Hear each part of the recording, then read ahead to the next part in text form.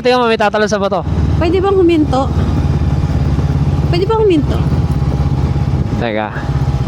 Ayun o. Tingnan nga natin. Ano ba itong ano na to? Ano yan? Bato Perry. Bato Tingnan Perry. natin. Ayun natin, Malalim pala. Ay, malalim yan. Kita ba? tingin nga kung talagang tatalon ka. Parang... Tumalo na ako dyan dati. Eh, Ayan na! Wow! Sarap naman nun. Let's go. Ayan guys, lumipis na yung ano, yung ulan. Ayun oh, sa may dulo. Dito walang nagka-camping masyado dyan kasi hindi madamo yung ano, yung sahig. Unlike doon talaga sa may Calabasa River. Yun,